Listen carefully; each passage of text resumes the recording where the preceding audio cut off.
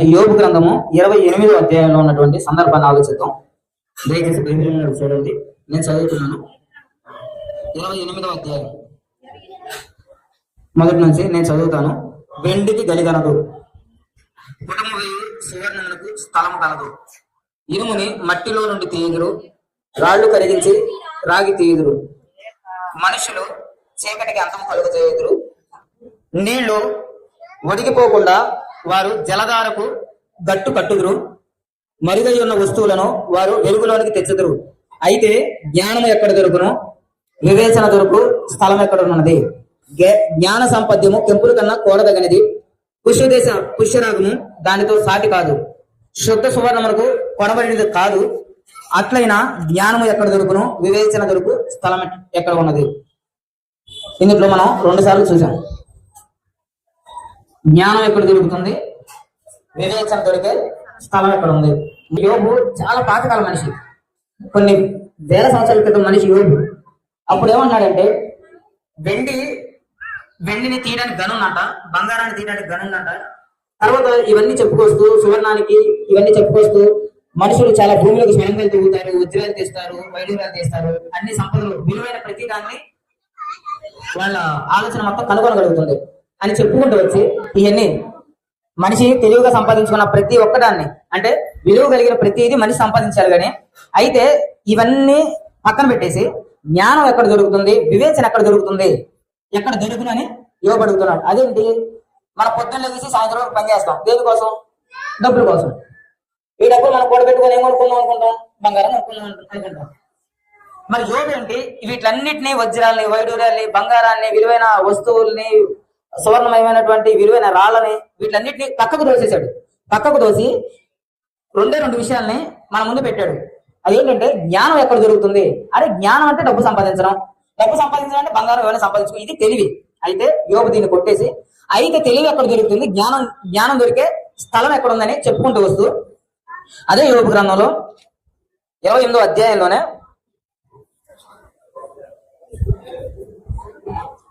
21వ వచనంలో మళ్ళీ ఇలా రాపించింది. అది సజీవులందరి కన్నులకు మరుగై ఉన్నది. అది బ్రతుకున్న వాళ్ళందరూ చూడలేకపోతున్నారు. దాన్ని మరుగై ఉంది. ఆకాశ పక్షులకు మరుగు చేయబడి ఉంది. ఏంటంట? ఆకాశ పక్షులకు మరుగు చేయబడి ఉందంట. అదేంటి? నోరు ఉంది, తల ఉంది, మెదడు ఉంది, అన్ని కనుక్కున్నాం, విలువైన కనుక్కున్నాం. ఆకాశ పక్షులు అంటే వాటికి ఏ తెలివి ఉంది? ఏ తెలివి ఉందంటే కాయాల్సినంత తింటాయి, శుభ్రంగా కొనుక్కుంటాయి, సృష్టిలో ఉన్న ప్రతిదాన్ని చూడగలుగుతాయి. అవునా? వాటికి జ్ఞానం ఉన్నట్టు కానీ దానికోసం, దీనికోసం, ఇంకో దానికోసం పరిగెడుతున్నారు. కానీ మనిషికి మాత్రం జ్ఞానం అనేది నిజంగా దొరకలేదు. వివేచన దొరుకు స్థలం ఎక్కడ ఉందో ఇంకా మనిషి కనుక్కోలేదు. బంగారాన్ని కనుక్కున్నాడు, వజ్రాన్ని కనుక్కున్నాడు, వైడూర్యాన్ని కనుక్కున్నాడు, సుఖభోగాలు కనుక్కున్నాడు. అంతకు మించి దేవుని ధిక్కరించి పాపం చేయడానికి కనుక్కున్నాడు. రోమేలకు రాసిన పత్రికలో రాపిస్తుంది. ఏమన్నంటే, మోసపోకుడి, దేవుడి రాజ్యమును కొంతమంది స్వతంత్రించుకోలేరు. ఎవరంటే జారులైనను, వ్యభిచారులైనను, దొంగల వారైనను, తన శరీరాన్ని పాడు చేసుకున్న వాళ్ళైనను, వ్యసనాలతో ఉన్నవాళ్ళైనను, తర్వాత తిరుగుబోతులైనను, తర్వాత ఆడంగితనం అంటే కావాలని ఇదైన వాళ్ళు. కానీ ఇలాగా రకరకాల పాపాలు భూమి మీద చేస్తున్న వాళ్ళు దేవుడి రాజ్యాన్ని స్వతంత్రించుకోలేరంట. ఈ రోజు ఏమైంది? 13 ఏళ్ళ కుర్రోడు నోట్లో సిగరెట్ ఉంటే వాడు వాళ్ళ ఫ్రెండ్స్ లో టాప్ రాడు. వాడు వాళ్ళ ఫ్రెండ్స్ లో టాప్, అంటే వాడు వయసుకు వచ్చాడంతో వాడు కొంచెం విలువిస్తారు. ఎవరైనా కొడదామని అన్యాయంగా ఒక 10 మందిని వేసుకొని వెళ్ళి ఆ 10 మందితో వెళ్ళి వీడు వాళ్ళని కొట్టొచ్చాడు అనుకోండి, అదొక హీరోయిజంగా ఫీల్ అవుతారు. ఎక్కడికైనా ఒక అమ్మాయిని లేకపోతే ఎవరైనా ఎక్కిరించారనుకోండి, లేకపోతే హేళన చేశారనుకోండి, వ్యక్తి సంబంధాలు మాట్లాడారు, కూతురు మాట్లాడారు, అది గుండె ధైర్యం అనుకుంటారు, అంటే మోనార్కులు అనుకుంటారు. కానీ ఇది కాదు తెలివి అంటే, ఇది కాదు నిజమైన వివేచన అంటే. ఇలాగా ప్రపంచాన్ని సంపాదించుకోవడానికి పరిగెడుతున్నారు. కానీ నిజమైన తెలివి ఎక్కడ ఉందంటే, అది మనుషులందరికీ మరుగు చేయబడి ఉంది. ఆకాశ పక్షులకి తెలిసింది. ఎలాగా అంటే ముందున వచనాలు చెప్తాడు, మీరు ఈ లోకంలో సమస్తాన్ని చూడగలుగుతున్నారు కానీ దేవుడి మహిమ మీ కంటికి కానరాకుంది అని చెప్తూ వచ్చాడు. ఇప్పుడు కింద వచనాలు కదా, అసలుకి జ్ఞానం అంటే ఏంటి, వివేచన అంటే ఏంటి చూద్దాం. 21 నుంచి, అది సజీవులందరి కన్నులకు మరుగై ఉన్నది, ఆకాశ పక్షులకు మరుగు చేయబడి ఉన్నది. మేము చెవులార దానిని గురించి వింటిమని నాశనమును మరణమును అనను. ఏంటంట? చెవులార విన్నామని నాశనం, మరణం అంటున్నాయి అంటాం. నాశనం అంటే ఇంక ఏమీ చేయలేని స్థితి. నాశనం అంటే ఏంటండి? సమస్త కోల్పోయాం, చేతుల్లో ఏమీ లేదు, చిల్లిదవ్వలేదు. ఇలా ఉన్నప్పుడు నేను ఏదైనా చేయగలను, నా ఆలోచనతో నేను ప్రపంచాన్ని గెలవగలను అనుకున్న మనిషి ఒక్కసారిగా కుప్పకూలిపోయిన రోజు, మంచంలో పడిపోయిన రోజు, చేతులు కానీ పనిచేయని రోజు, ఆ రోజు అనుకుంటాడు నా చేతుల్లో ఏది లేదు, నన్ను మించి దైవశక్తి ఒకటి ఉంది. అదే అందరూ బలంగా నడుస్తున్నారు, పని కడుతున్నారు, అలాంటి మనుషులే ఈ రోజు కుప్పకూలిపోతున్నారు, అలాంటి మనుషులే ఈ రోజు చనిపోతున్నారని నాశనం అయిపోయిన వాళ్ళకి తెలుస్తుందంట. నాశనానికి తెలుస్తుందంట. రెండోది మరణానికి తెలుస్తుందంట. మరణం అంటే ఏంటండి? మీకు ఒక సందర్భం చెప్తాను. మా కొట్టుకి ఒక ఆయన వచ్చేవాడు, బాగా తాగేవాడు, బాగా ఇది చేసేవాడు. నేను అతనికి చెప్పాను ఒకసారి, యేసుప్రభుని సువార్త చెప్పాను. అన్న యేసుప్రభుని నమ్ముకోండి, మీ పాపాలను క్షమిస్తాడు. మీరు క్షమించిన తర్వాత మీరు నూతనమైన మనిషిగా మారుతారు. తాగరు, తిరగరు, తప్పుడు ఆలోచనలు, మీరన్ని పద్ధతిగా బ్రతకాలని ప్రయత్నిస్తారు. యేసుక్రీస్తు సత్యమైన దేవుడు అన్న. మీరు మరణిస్తే నరకానికి వెళ్ళకోకుండా మీ తప్పు ద్వారా పరలోకానికి తీసుకెళ్తారంటే గురుగారు చెప్పాడు. కానీ ఎవరు చూశాడు తమ్ముడా? ఓకే, నేను సావం తమ్ముడు అన్నాడు. ఏమన్నాడు? నా చేయి చూడు ఎంత ఖండంలో, చాలా ఖండం ఉండేది. నా చేయి చూడు ఎంత ఖండంలో, నేను అంత బలమైన వ్యక్తులు తెలుసా, నాకు ఏ రోగం రాదు అన్నాడు. అన్న 10 నిమిషాలకి ఆ సందులోకి వెళ్ళి వచ్చాడు. నేను రోడ్డు మీద నిల్చున్నాను, అలా పడిపోయాడు నా కళ్ళ ముందు అలా కప్పు కూలిపోయాడు. నోట్లో నొరగొస్తుంది. కుర్రోళ్ళందరూ వచ్చారు, ఆ బండి ఎక్కించుకున్నారు, తీసుకెళ్లారు. చనిపోయాడు. ఇంటికి రాలా. ఏం జరిగిందంటే పాము కలిసింది ఆయనకి. కాగితాలు ఆడడానికి, డబ్బాలు ఆడడానికి వెళ్తా ఉంటాడు ఆయన. అన్న చెప్పాను, నా బలం చూడు అన్నాడు. నాకు 10 నిమిషాల తర్వాత, నేను ఆ 10 నిమిషాల తర్వాత జరిగిన సంఘటన చూసి, ఆయన మరణాన్ని చూసి ఒక 3 రోజులు ఆలోచించాను. 3 రోజులు నాకు ఆలోచన పట్టుకుంది. అరే నిజమే, ఆయన కంట చూపించాడు. 10 మందిని కొడతాడు ఆయన. చాలా పని చేస్తాడు, చాలా డబ్బులు సంపాదిస్తాడు. అలా వెళ్ళడం, తెచ్చుకోవడం, తాగడం, తిరగడం అయిపోయింది. ఒకరోజు ఎందుకో చెప్పాలనిపించిన చెప్పిన 5 నిమిషాలకి 10 నిమిషాలు సందులోకి వెళ్ళి వచ్చాను. అలా పడిపోయాడు. మనిషి ఇంటికి రావాలి. మరో 10 నిమిషాల తర్వాత చనిపోయాడు. బ్యానర్ కూడా వచ్చింది, 10 సింహాలు వచ్చినాయి, పైన 10 దీపాలు కింద పెట్టాడు బ్యానర్ కూడా. నాకు అనిపించింది ఎంత అమాయకుడు అంటే మనిషి, ఎంత అజ్ఞానంలో, ఎంత అపోహలో పెట్టుకున్నా అనిపించింది. అంటే కొన్ని లేఖనం నాకు మళ్ళీ జ్ఞాపకం వచ్చింది. ఒకరు సర్వోపకాలు సంపాదించుకొని తన ప్రాణాన్ని పోగొట్టుకుంటున్న తనకే లాభం. తన ప్రాణానికి ప్రతిగా తను ఏమవుతాడు? నా ప్రాణం ఉంది, దాన్ని దక్కించుకోవడానికి ఉన్న ప్రకాశం ఐఫోన్ తయారు చేసినటువంటి వ్యక్తి, ఐఫోన్ కంపెనీ యజమాని కొన్ని బిలియన్ కోట్లు సంపాదించారు. సంపాదించి చివరి రోజుల్లో ఆయన డబ్బు అంతా ఖర్చు పెట్టుకొని ఆయన బతకడానికి ఒక రోజు ఎక్విప్మెంట్స్ అన్ని పెట్టుకొచ్చిన టైప్ చేసింది ఏంటంటే తన ఈమెయిల్ ఒకటి పెట్టాడు.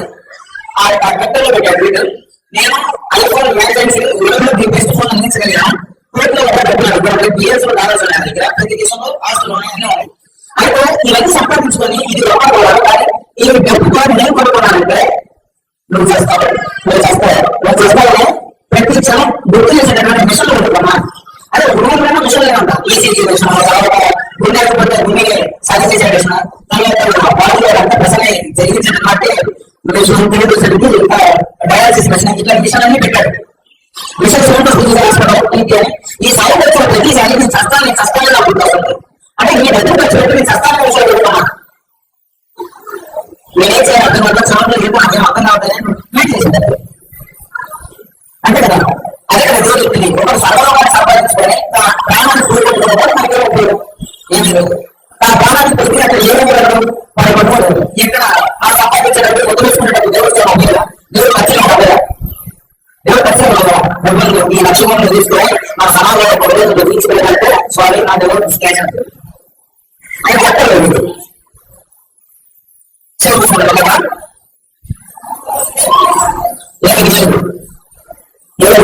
దేవుడు దాని మార్గంలో గ్రహించను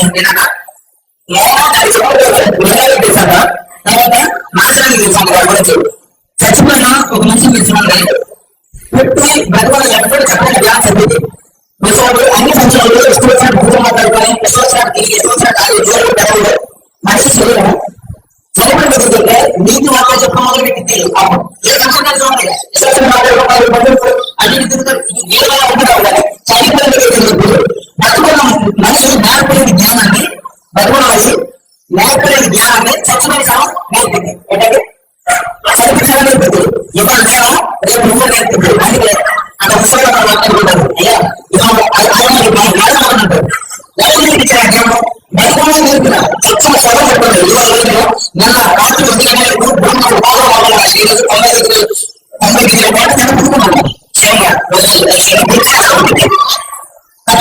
నేను తెలియజేసుకున్నాను.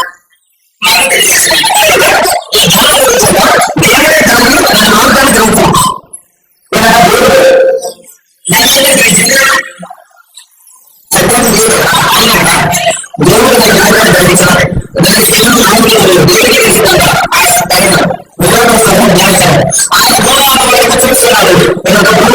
దేవుడు మొత్తం చూస్తున్నాడు.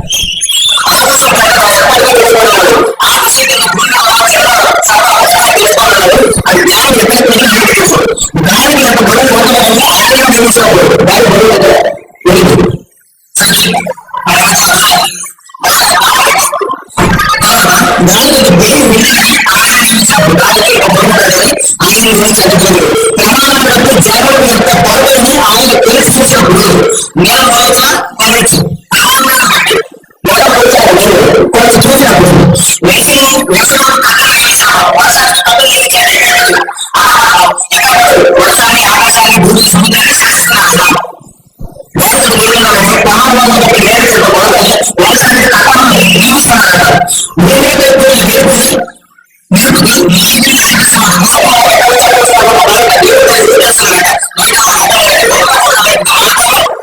నియమిస్తున్నాడు. ఆయన దాన్ని చూసి బయలుపరచడం దేవుడు జ్ఞానాన్ని చూసి బయలుపరిచాడంటే దాన్ని స్థాపన చేసి దాన్ని దేవుడు దాన్నే దేవుడు చేశాడు. దాన్ని స్థాపించి ఆ దాన్ని బయలుపరిచాడు జ్ఞానాన్ని. మరియు ఇప్పుడు చెప్తున్నాను చూడండి, ఈ సృష్టిని